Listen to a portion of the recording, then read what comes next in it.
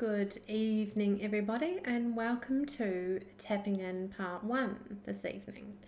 I hope you all had a good day, and if you're new to the webinars tonight, welcome along, and we hope that you can join us for the rest of the webinars. There's 6 parts to it. This is the first part. We're going over the myths and realities tonight of why to employ people with impairment. And tomorrow we'll be going over the disability service providers, what they are, how they work, and how to employ someone with a disability or impairment. Okay, so first up we will just do an acknowledgement of country. 30-foot drop acknowledges the traditional owners of country throughout Australia and recognises their continuing connection to land, waters and the community. We pay our respects to the Indigenous people, to their cultures and beliefs, to both elders past and present. 30-foot drop funding. 30-foot drop would like to acknowledge the Department of Communities Disability Services for funding this and many other initiatives. Without their support, so many projects such as Two Wise Monkeys wouldn't see the light of day and would be much more poorer for it as a community. This workshop is part of the realities and advantages of an Access and Inclusion grant awarded to 30-foot drop, part of an Information, Linkages and Capacity Building grant for 2018 and 2019. Housekeeping. Unfortunately, we don't have all the resources to live stream or live stream chat in all of our platforms. But if you would like to speak with us and send us a message while we're running the webinar, you can head over to the link which is below this video, www.30footdrop.com.au/live, and go into the live box on the website and you'll be able to chat with us. So please don't hesitate to send any questions. We'd love to hear from you. We'll be covering a lot of information in a short period of time, so we ask that attendees try and minimise any distractions. Grab yourself a cup of tea, grab pen and paper, your iPad to write things down, and try and relax and absorb it all in. And as well, please make sure that 30-foot drop is tagged in anything mentioned about us, and also the Two Wise Monkeys workshop. Share it around. If you feel like you know anyone that might benefit from these workshops, please let them know. You can book in so that you're reminded about them. You can rewatch them if you miss them. All available on our Facebook, YouTube, and our Vimeo library, which is on our website. And once again, if you know anyone that may be interested in these webinars, please let them know. We'll be recording this session, so if you wanted to go back on anything that you've missed or you wanted more information, you can rewind this video once we hit the end button.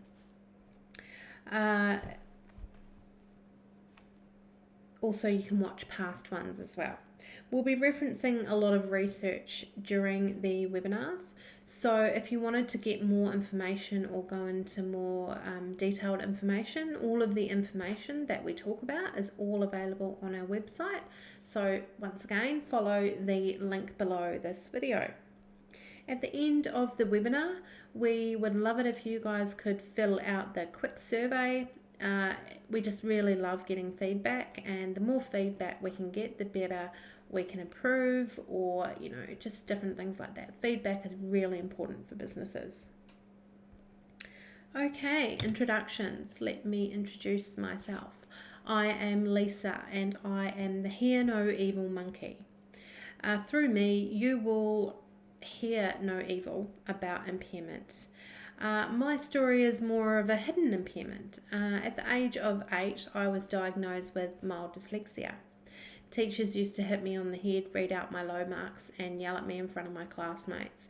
Why don't you understand, and what's wrong with you? Making me feel so dumb and unworthy. And I hated, especially primary school, mostly because, that's when you start to learn things, and it's hard when you've got a learning disability to figure out why you're not grasping what all the other kids are grasping, and it's a really awful feeling.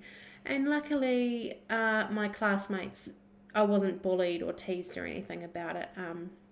I had a lot of supportive friends and understanding, which I'm lucky, but I'm sure that there are many, many children out there that might struggle a lot more than I did, and bullying a kid with a learning disability or any kind of disability is not okay. But I found my passion when I went to high school. I realised that I was okay at photography and art, so I followed the career path of being creative. It's taken me all around the world. I've worked in all sorts of museums around the world. I've got diplomas in the arts field, diplomas in working with museum grade artwork and restoration. So it just shows that once you find that passion, you can go with that. You don't have to be an amazing speller or an amazing mathematician to do well in life and to be happy in life. So if you're one of those people, don't put too much pressure on yourself. And there's lots and lots of people out there nowadays, especially, to help you or your children get through the tough times, especially at primary school. Now, the other monkey is Ben, and he is the director of the 30-foot drop website. He's the founder of that website and of the Two Wise Monkeys. And his impairment is more, you can tell, but I will let him talk to you about his impairment. He's got a story that is, can be confronting to some people. But it's good to get it out there and people to realise that you shouldn't be judgmental, and we all want the same for each other. We all want to be included, and we all want to be and need to be respected. Anyway, isn't there supposed to be 3 wise monkeys? You guys can take a guess on who that third monkey might be. Did you guess right? You guys are the third wise monkey. You guys are speak no evil. And after today, we hope that you guys will speak no evil about impairment. The aim of tonight's workshop is to turn you into that wise monkey. And you'll begin on a journey of realizing, impairment or not, we are all human and deserve to be treated and acknowledged in the same way as everyone else. Such an important message. And as well, if you would like to be that speak no evil, we now have beautiful t-shirts available with the 30-foot drop logo on the back. They are available on our website now, so head into the shop.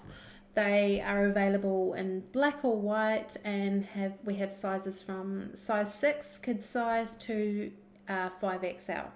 So head in and get yourself one. They are so popular, everyone loves them.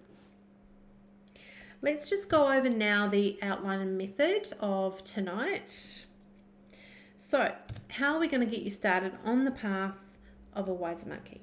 Well, there's a lot to learn about people with impairment and the opportunities they represent as employees. First up, we'll examine and bust some of the common myths around employing someone with an impairment or disability. After our little mythbuster session, we'll get down to the brass tacks and look at the subsidies available when employing someone with an impairment and how to access them. The final subject we will be talking about is workplace modifications and how to access the funding for these. And to finish off, we will do an open forum session where you guys can send any questions that you might have about tonight, about past, any thoughts or feelings that you have. So how are we going to cover this, and what will our teaching method be? The answer is fun and open, honest discussion. If we can't be open and honest with each other and how we feel and the changes that we need making, then those changes won't happen. So it's all about bringing it together and talking about it and finding the pros and cons of each thing and making it work. And if we can make it work and we can make changes, then we would be much better off as a community. Okay, and you'll notice that there's very little written content on the slides, and that is so that we can all interact with each other. So there's not too much complex information on there where you're trying to keep up with the writing written on the screen. It's just nice and simple, and it's nice and simple for other reasons as well, for people that do have impairment or disability that might be watching tonight. It needs to be clear and simple, and that goes for businesses as well. We cover this in another webinar where you guys have to make sure that your website is clear to understand, especially for people with hidden impairments. Let's go through the terminology that we use in the Two Wise Monkeys workshops, and that is the difference between disability versus impairment and access and inclusion. Okay, first up is impairment. Impairment is an injury, illness, or congenital condition that causes or is likely to cause a loss or difference of physiological and psychological function. In short, an impairment is your medical diagnosis. So my impairment is that I have mild dyslexia. A disability, on the other hand, is the loss or limitation of opportunities to take part in society on an equal level with others due to social and environmental barriers. It is, as the word implies, something that enables you to access or participate in something. So an example of this for me would be that too much wording, complex information, or stylized script can sometimes make it hard for people with a learning disability or dyslexia to understand, which then makes it hard for us to get the right information that we need to use your service. So this is especially important because some people's impairments, like mine, are hidden, and if those people aren't getting the right information that they need from your service or business, website, marketing, then they are more likely to walk away from it because they don't understand. So definitely something to think about, and join us for that webinar if you are worried that that might be you guys. So hopefully that makes sense, the disability and impairment part. Now we will go over access and inclusion. Access refers to the removal or reduction of barriers, physical and attitudinal, to participate in activities and functions of a community.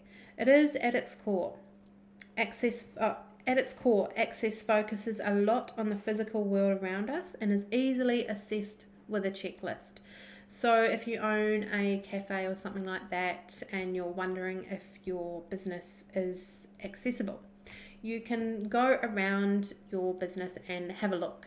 Can a wheelchair get in our front door? Is my front door wide enough? Is the handle low enough for someone in a wheelchair or someone with short stature? So if you did want to go over that checklist, we do have that available on our website. So you can check and see if you are meeting the accessible checklist. Now, inclusion is definitely one that isn't talked about enough, and I feel is really important, and that is for people to feel included in your business. It's more of a psychological state and is the process hereby every person, irrespective of their age, disability, gender, religion, sexual preference, or nationality, who wishes to, can participate fully in all aspects of an activity or service in the same way as every other member in the community. It's important that no matter who you are, no matter what you look like, no matter what's going on,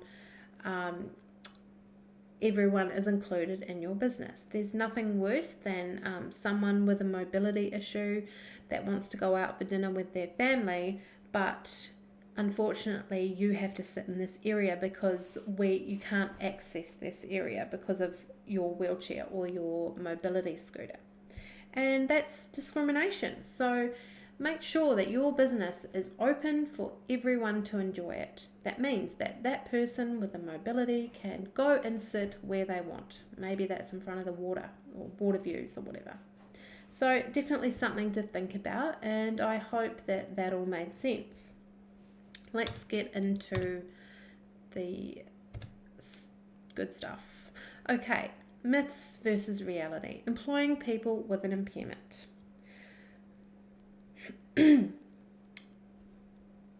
So we're going to look at the myths and realities that exist when employing someone with an impairment. These myths aren't just random statements that we've plucked out of thin air. They are 7 reoccurring reasons for not employing people with an impairment from studies all over the world. Myth 1. People with impairment need expensive modifications in order to be a productive employee. Let's have a look if that's true or false. No, not everyone needs this. Impairments are like people. Every single one is unique, and not everyone with an impairment needs special modifications. Our advice is to ask any potential employees and find out what they do or don't need, and don't just presume you know what they do or don't need. Ask them first. Ben readily admits that getting adaptations for impairments are expensive. Wheelchairs can cost $20,000 upwards and a car $50,000 upwards. But the thing is, most of the time someone with an impairment or disability will already have these things, and this is because they need them for day-to-day use. So if they've got those things, then they may not need anything else. If an employee with an impairment or disability does need a modification, then they are often easy to work with and inexpensive. And there's also a good chance that they have already been asked this question before, so they will know how best to resolve it. And finally, if they do need a modification that is expensive, then there's funding available for you as an employer, which we will go over later in this session. So it just shows that people with impairment do not necessarily require expensive adaptations to work at your business. Myth 2. People with impairment are frequently absent from work. This couldn't be further from the truth, and the fact is that, in fact, the reality is the opposite. According to the Disability Investment Group, A Way Forward, a new disability policy framework for Australia 2009 stated that 86% of employees with an impairment have the same or superior attendance than every other worker. Studies show that they also have a reduced turnover rate, which means less onboarding costs for you and your business, meaning you actually be saving money. And isn't that a bonus? We all need that right now. Why is this the case? Well, the studies show that people who have a disability or impairment have an unemployment rate which is double that of the rest of society, which is absolutely crazy. So for people with a disability or impairment, it takes them twice as long to land a job. So one of Ben's friends actually applied for a job 183 times before landing a job herself. Now that takes patience, and how frustrating would it be for someone with a disability or impairment that is having to apply for a job 183 times when they might know in themselves that they can do the job, but they're not given that chance. So it's up to businesses and services now listening to give those people that chance. It's also believed that due to the difficulty getting the employment, people with a disability or impairment view the job as a huge success and a privilege. So they're going to go the extra mile to keep it. And my goodness, you would if you hadn't applied for 183 jobs. That could have taken years to get that job. Okay, myth 3. People with impairment are only suited to unskilled work. Now, is that true or false? Okay, not true. People with impairment have a range of skills, talents, and abilities, like we all do.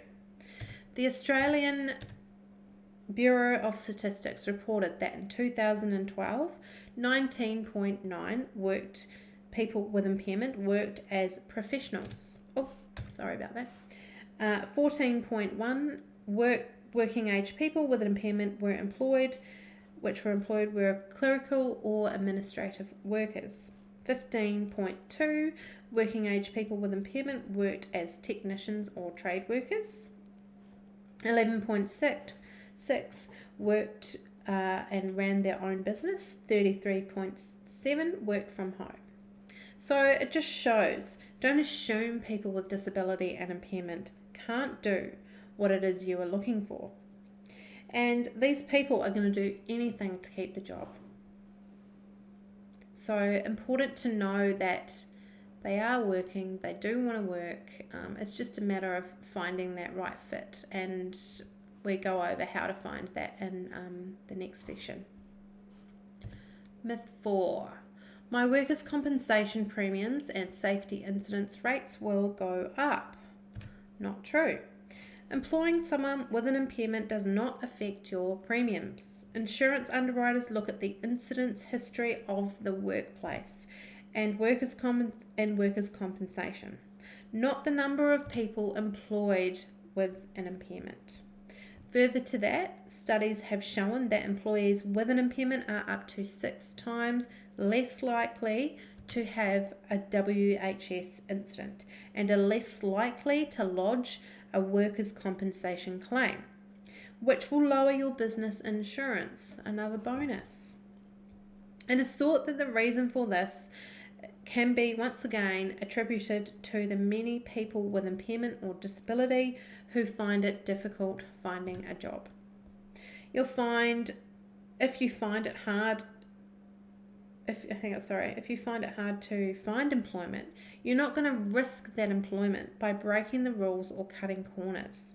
You're going to do the right thing because you don't want to apply for a job 183 times. Myth 5. People with impairment are less productive employees. True or false? Not true.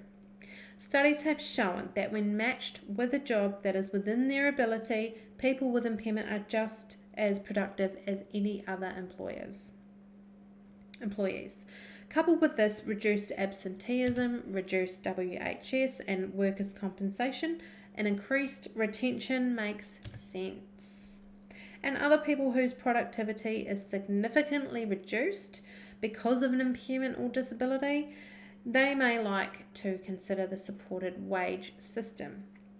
So with the supported wage system, eligible people with an impairment can access a reliable process of productivity-based wage assessment to determine fair pay for fair work. And we will go over that into more detail a bit later on. Myth 6. Workers with impairment will not fit into my workplace. Definitely untrue. In most cases, co-workers' acceptance comes with awareness and observing that workers are competent and efficient in their jobs, regardless of their impairment. People with impairment make up to 20% of the Australian population, and the likelihood of clients or co-workers having a relative or friend with an impairment is high. Studies show that employer initiatives in hiring people with an impairment can have positive bottom line results for the whole team. Increasing staff morale and community recognition as a good corporate citizen. In conclusion, your workers are just like everyone else and they just need to be given that chance. Myth 7. If they don't work out, I cannot discipline or fire them. Not true. Employing a person with an impairment is the same as any other worker. You must establish clear performance expectations from the start. If they are unable or unwilling to do the job, you can then take further action as normal. There are no special laws that prevent you from disciplining or terminating an employee who is unable or unwilling to do their job. So those are all these 7 myths that we have for you today. Feel free to ask any questions about those. They are all really interesting, and some people that we've had come to our workshops just had no idea, which is good because we want to get these messages out there that most of these myths are definitely not true. Now we are going to go over the subsidies. So what subsidies are available? So when employing a person with an impairment or disability, there are various opportunities depending on the job seeker profile and role hours. These are designed to offset training and other costs during the initial period of employment. This is an amazing incentive to employers. These subsidies can be released as a lump sum or flexible payment contingent on the award rates being paid, the minimum hours being worked as per agreement, the employee being registered with a disability employment service provider, which we will go into more depth tomorrow about who they are and what they do. But now we will go over some of the subsidies that are available to you as an employer. These are all basic outlines and some further criteria may apply. Wage subsidy. Number 1. This is $1,500 and the employee needs to be registered with a disability employment service. And the candidate will need to do an average of 8 hours over 13 weeks with the intention on going on to do 26 weeks. And the payment is still made if the job has to end at 13 weeks. So it's amazing what there is out there to offer. Wage start number 2 is $6,000. And the requirements are, once again, that the employee has to be registered with a disability employment service. The employee needs to be under 50 at the time of employment and has been long-term unemployed. So this is people who have been actively looking for a job for 52 weeks or more. And they need to receive an average of 15 hours per week over a 26-week period.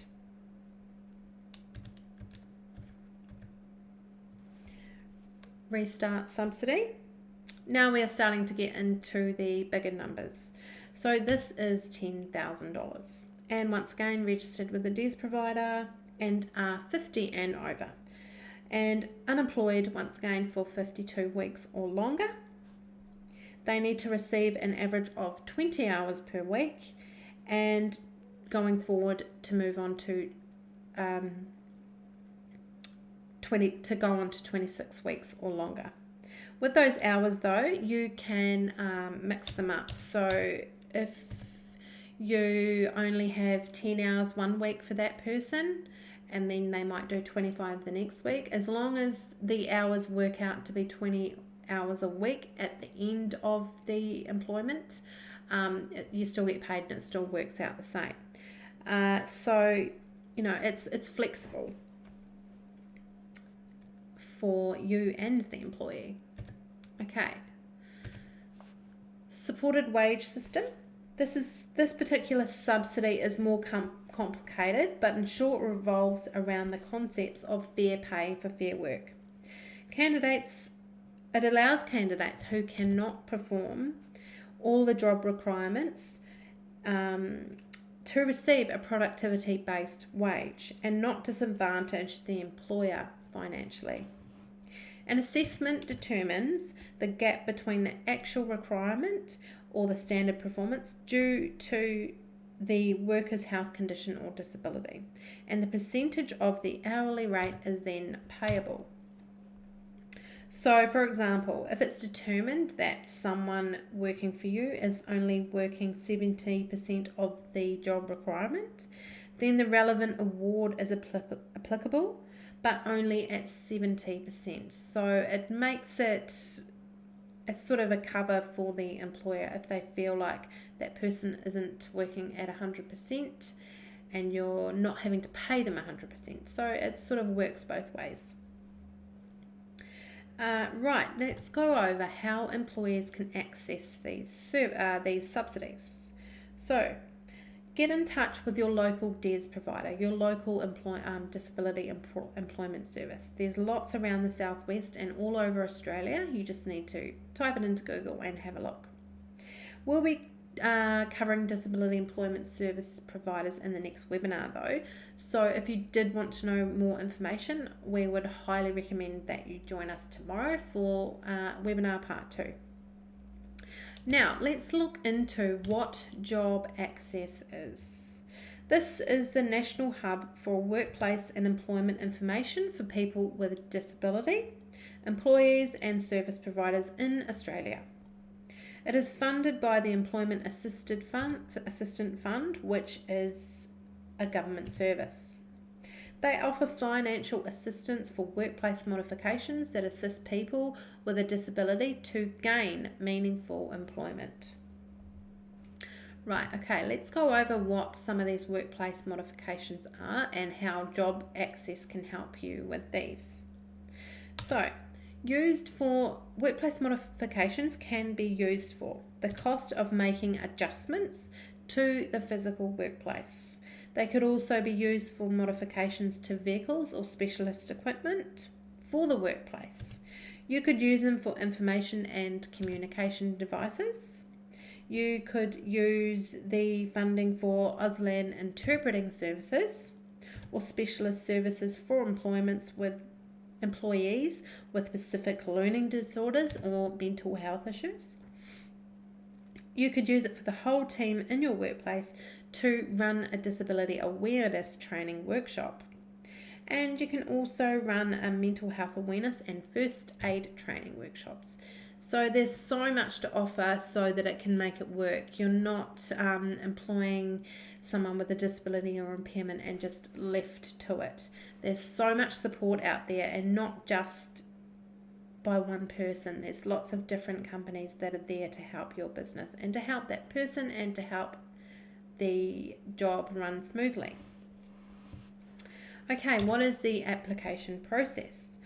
Most disability employment services will facilitate and arrange any assessments that are required.